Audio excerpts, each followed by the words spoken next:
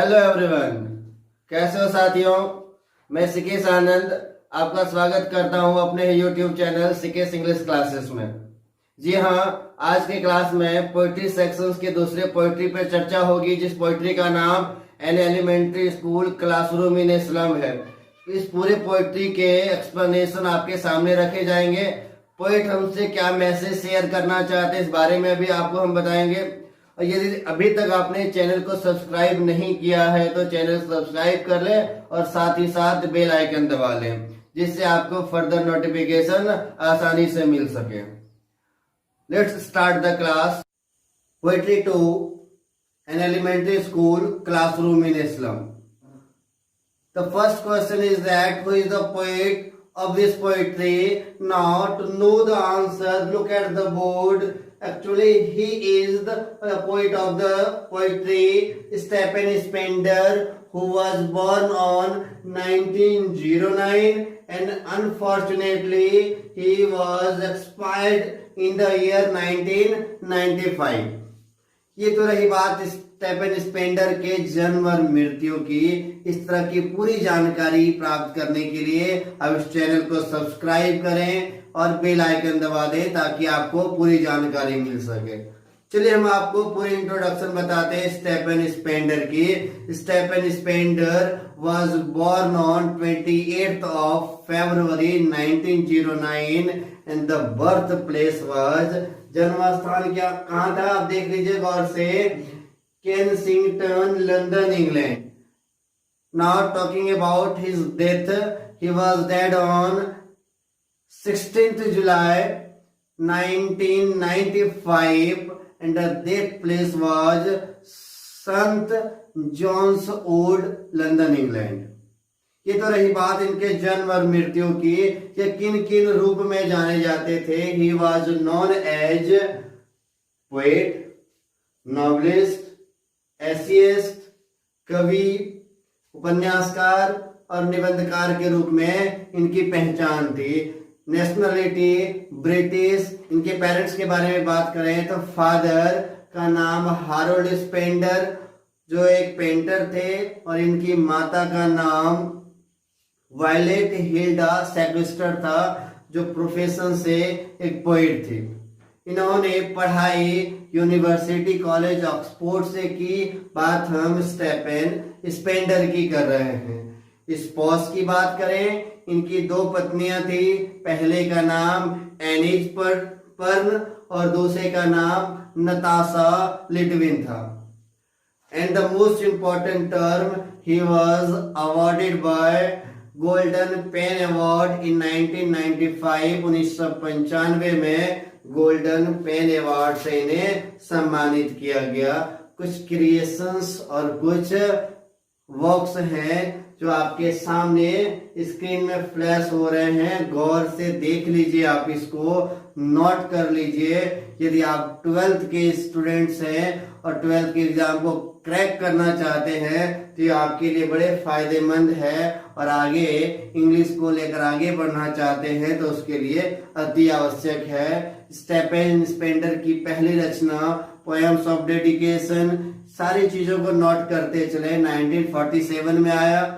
The edge of being 1949 में। World within world 1951। The creative element 1953। आप गौर से देखते रहे, ये सारी चीजें आपके सामने फ्लैश हो रही है। The struggle of the modern 1963। The express, गौर से देखते चलिए, the express 1966। The generous day 1971। Dolphins 1994 and many more to study as well. और भी बहुत सारे वर्क्स और क्रिएशन हैं जो आपको आगे पढ़ने को मिलेगा। ये इंपॉर्टेंट टर्म थे जो आपके सामने हमने रखा। आप इसे ध्यान में रख लेंगे, याद कर लेंगे, ज्यादा बेनिफिशियल होगा आपके लिए। अब इस टेक्स्ट बुक को पढ़ते हैं और टेक्स्ट बुक में हमें क्या मैसेज दिया गया है, क्या हमें बात कहा जा रहा है, क्या थीम बताया जा रहा है, ये हम समझेंगे। About the poet Stephen Spender. जो चीज हमने आपको बताई, जो टर्म हमने आपको बताया 1909 और 1995 जन्म और मृत्यु, ये आप याद कर लेंगे। Stephen Spender was an English poet and essayist. Stephen Spender एक इंग्लिश पोएट थे और एक एसियस्ट थे। ये सारी चीजें हमने पहले भी आपको बताई, आपकी किताब में लिखा गया है जो हम आपको पढ़ा रहे हैं। और जी हाँ, टेक्स्ट बुक पढ़ने के लिए आपके पास भी किताब होनी चाहिए। If you want to study the textbook, the first and prime thing that you have to also book while studying, while reading. He left University College Oxford without taking a degree. वो university college Oxford छोड़कर चले गए बिना कोई degree लिए हुए। Went to Berlin in 1930 और 1930 में बर्लिन को माइग्रेट कर गए, बर्लिन चले गए, which is the capital of Germany. Spender took a keen interest in politics and declared himself to be a socialist and pacifist. बात करें स्टेफन स्पेंडर के इंटरेस्ट की तो पॉलिटिक्स में वक्त के साथ इंटरेस्ट बढ़ती चली गई और इन्होंने आगे चलकर अपने आप को एक सोशलिस्ट और एक पैसिफिस्ट के रूप में रिप्रेजेंट किया, एक समाज सेवी और एक शांतिवादी के रूप में अपने आप को इस्टेब्लिश किया। Books by Stephen include poems of dedication. हमने आपके सामने वर्क्स और क्रिएशन रखा, वैसे कुछ वर्क्स और क्रिएशन जो हमने आपको बताया बुक में ऑलरेडी मेंशन है। Poems of dedication 1947, the edge of being 1949, the creative element हमने बताया ना आपको 1953, the struggle of the modern 1963, an an autobiography world within world बता दीजिए 1951, in an elementary school classroom in a slum. अब जो important theme क्या है इस पोइट्री का, in elementary school classroom in a slum he has concentrated on the theme of social injustice and class inequalities. दो ही term तो जानना है, पहला सोशल इंजस्टिस सामाजिक अन्याय और दूसरा क्लास इनइक्वालिटीज जातिगत असमानता। कि आप जिस समाज में रहते हैं ना वहां पे कास्टिज्म, अनटचेबिलिटी, मतलब एक दूसरे से दूरियां, चाहे वह सामाजिक हो, भेदभाव, छुआछूत, ये सारी चीजें आज भी बिल बनी हुई है। That we have to remove from our society, it is our prime duty. Before you read, अब कविता के लाइनों को स्टार्ट करने से पहले एक सवाल आपसे किया गया है, हैव यू एवर विजिटेड और सीन एलिमेंट्री स्कूल इन इस्लाम। सवाल ये किया गया है, क्या आप कभी एक गंदी बस्ती में एक प्राइमरी स्कूल के क्लासरूम को आपने देखा है? What does it look like? देखा है, ऑब्जर्व किया है, तो बताइए आप कि एलिमेंट्री स्कूल, एलिमेंट्री को आप प्राइमरी कह सकते हैं, प्राथमिक स्कूल। कहता है आपके आसपास वैसे झुग्गियों के पास स्कूल है, ऑब्जर्व किया है क्या आपने कि वहां की कक्षाएं कैसी होती है? ये किया है तो आप बताइए कैसा दिखता है वो। जाहिर सी बात है, झुग्गियों के पास यदि वैसा स्कूल होगा तो वहां का स्ट्रक्चर कुछ ठीक नहीं होगा, जिसको आप वर्ड में एक्सप्रेस नहीं कर सकते। गंदा होगा, वहां के आसपास का एरिया गंदा होगा, वहां पे पढ़ने वाले बच्चे साफ सुथरे नहीं होंगे, ये सारी चीजें आप ऑब्जर्व करेंगे, ये नेचुरल है। पोइट्री के पैराफ्रेज को स्टार्ट करते हैं और बिफोर स्टार्टिंग द टॉपिक कुछ वर्ड मीनिंग आपके बोर्ड में फ्लैश हो रहे हैं। ये वर्ड मीनिंग आपके लिए बहुत इंपॉर्टेंट है, इसलिए भी इंपॉर्टेंट है ताकि आपको इस वर्ड मीनिंग से इस पोइट्री को समझने में आसानी होगी। चलिए अब आगे पढ़ते हैं और पता करते हैं कि पोइट्स हमसे क्या मैसेज शेयर करना चाहते हैं। Far, far from gusty waves, these children faces like rootless weeds. आप बड़े गौर से समझेंगे, कहते हैं हवा के तेज तेज झोंकों की वजह से जो छोटे छोटे बच्चे हैं जो स्कूल की ओर जा रहे हैं उनके चेहरे रूटलेस वीड के तरह दिखाई दे रहे हैं, उनके चेहरे बिल्कुल खरपतवार के तरह दिखाई दे रहे हैं। आप समझ सकते होंगे कि जब आप किसी मैदान पर अनचाहे घास को देखते हैं ना, वो अनचाहा घास आपके लिए बिल्कुल बेकार सा चीज है। ठीक उसी प्रकार ये जो छोटे छोटे बच्चे हैं ना, इनके चेहरे रूटलेस वीड की तरह नजर आ रहे हैं। द हेयर टर्न राउंड दियर पेलर, यदि आप गौर से देखेंगे इनके चेहरे को तो इनके चेहरे के पास बाल बिखरे हुए हैं, इनका चेहरा पीला सा नजर आ रहा है। Tall girl with her way down head, जो लंबी लंबी लड़कियां हैं वह सिर झुकाकर स्कूल की ओर जा रही हैं और स्कूल के कक्षा में सिर झुकाकर बैठी हुई हैं। The paper swimming boy with red eye, जो छोटे छोटे बच्चे हैं जो स्कूल की ओर जा रहे हैं, इनके बॉडी की तुलना पेपर से की गई है। ये छोटे छोटे बच्चे बिल्कुल कागज के तरह पतले हैं और इनकी आंखें चूहे के तरह चमक रही है, बिल्कुल इनकी आंखें चूहे के तरह है। The stunted unlucky heir of the state born, ये जो छोटे छोटे बच्चे हैं ना, ये अविकसित हैं, ये बौने हैं, और लेकिन ये छोटे हैं और विकसित हैं, लेकिन ये अपने परिवार का उत्तराधिकारी हैं, बावजूद इसके कि बहुत अभागा, बहुत अनलकी है। रिसाइटिंग ए फादर्स नारल डिजीज, ये जो छोटे छोटे बच्चे हैं जो पढ़ाई कर रहे हैं, जिनके बारे में चर्चा की गई है इस पोइट्री में, इनके पिताजी जो हैं, अब किसी एक बच्चे को एग्जाम्पल में ले सकते हैं, इनके जो पिताजी हैं उनको रोग हो रखा है, उनको गठिया की बीमारी है, शायद बच्चे उसी बीमारी को आगे ढो रहे हैं, बजाय इसके कि बच्चों को पढ़ना चाहिए, बच्चों को शिक्षा को आगे बढ़ाना चाहिए, लेकिन हो क्या रहा है, वो अपने पिताजी के बीमारी को लगता है आगे तक ढो रहे हैं। His lessons from his desk, जो छोटे छोटे बच्चे हैं वो पीछे वाली कक्षा में बैठकर, अंधेरे वाले जगह में बैठकर पढ़ रहे होते हैं।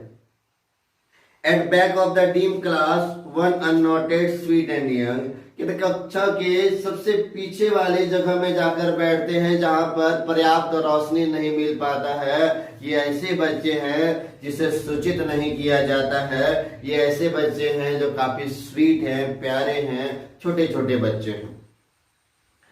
His eyes looms in a dream, इन बच्चों की आंखें ना बिल्कुल सपने में खोई हुई है। Of squirrel games in the tree home other than this, ये जो छोटे छोटे बच्चे हैं जिनकी बार बार हम जिक्र कर रहे हैं, और यह खिड़कियों से बाहर देखते हैं कि ट्री के पास बहुत सारा स्क्वायरल है जो खेल खेल रहा है, पढ़ने के बजाय वह गिलहरी के खेल को देख रहा है। इसका अर्थ आप क्या निकाल सकते हैं? इसका अर्थ ये है कि क्लास में पर्याप्त लाइट नहीं है, there is no proper light, at the same time facilities की कमी होने की वजह से ये ऐसी स्थिति बनी हुई है।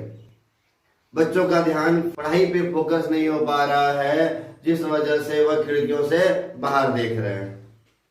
अगले पैराफ्रेज को पढ़ते हैं। ऑन शोर cream wash donation Shakespeare head, बातों को समझ लेना है।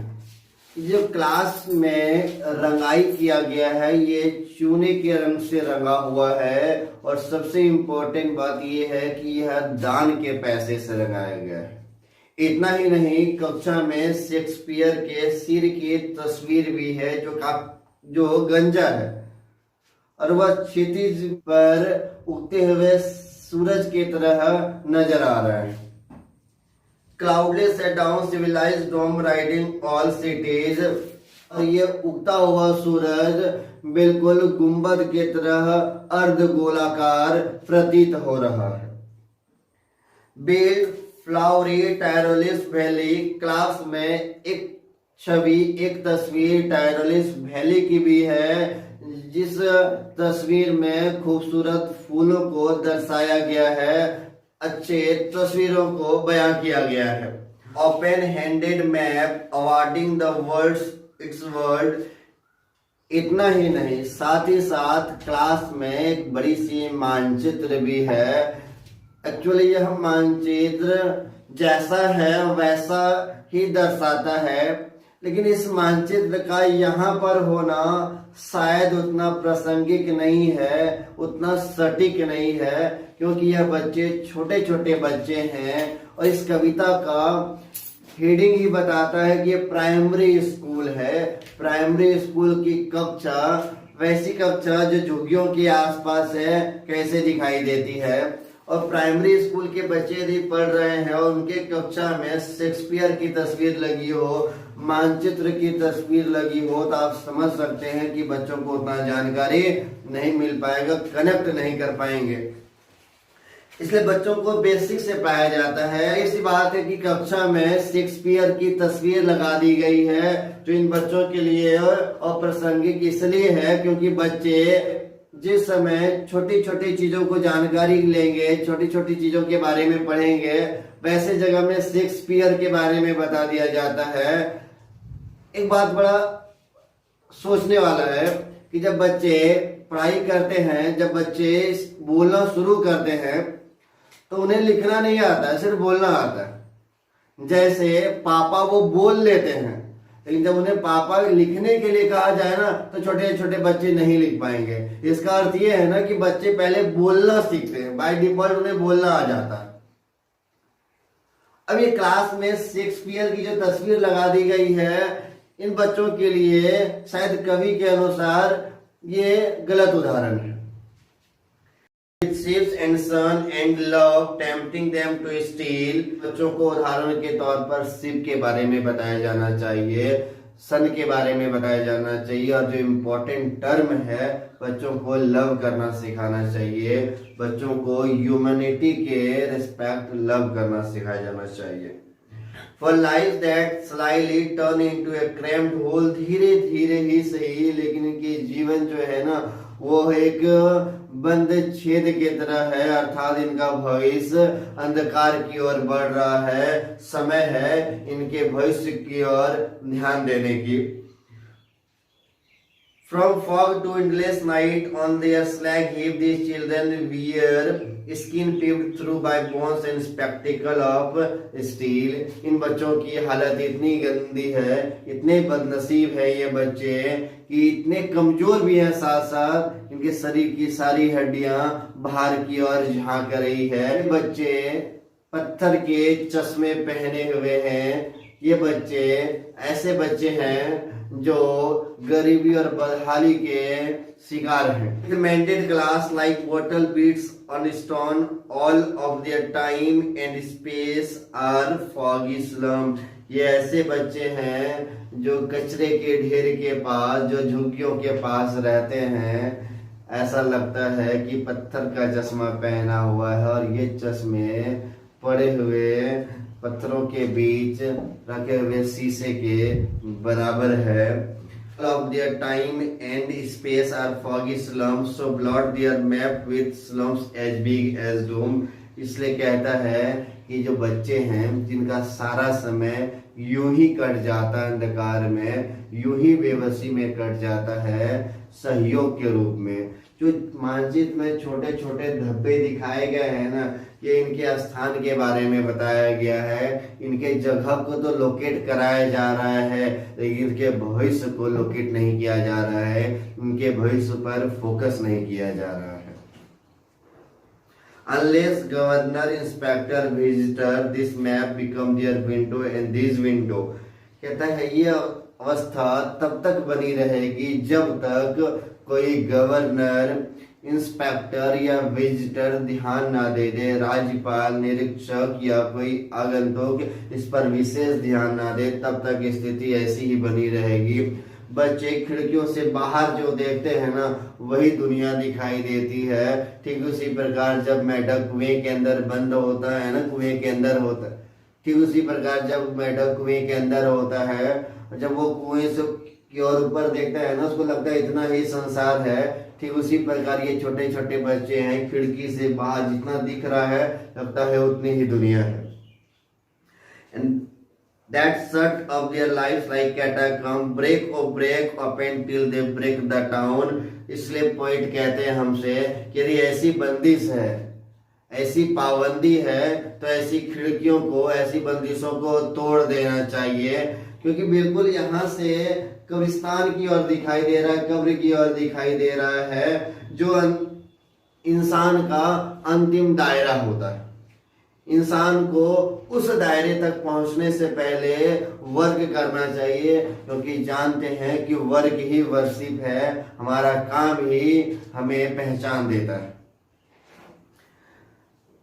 And so the children green field and make their world run as your on gold sand. कहता है बच्चों को इस बंदिश वाली जगह से बाहर निकालो, हरे भरे खेत मैदानों की ओर ले जाओ, खेतों की ओर ले जाओ, और जिस प्रकार आसमान का रंग नीला होता है, इनके जीवन में भी हरियाली आनी चाहिए, इनके जीवन में भी रंग आना चाहिए, रंग भरना चाहिए। And tell their tongue run naked into books the white and the green leaves open. कहना जिस प्रकार हरे हरे पत्ते कितने अच्छे लगते हैं, जिस प्रकार सफेद सादगी का प्रतीक है, बच्चों को हरा भरा भी बनाओ और बच्चों को मॉरल लेसन भी दो, इंसान बनाओ, बच्चों को उसके भविष्य को संवारने में सहायता करो।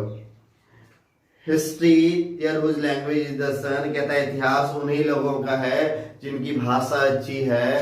कहता है सूर्य जिस प्रकार हमें रोशनी देता है, ठीक उसी प्रकार हमें जीवन में लोगों का सहयोग करना चाहिए। और इन कविता के माध्यम से कहा जा रहा है कि गवर्नर को, इंस्पेक्टर को, विजिटर को विशेषकर ध्यान देना चाहिए। जो बच्चे स्लम एरियाज में है, एलिमेंट्री स्कूल में पढ़ रहे हैं, उन बच्चे के भविष्य को संवारने में सहयोग करना चाहिए। ये कविता का मैसेज है।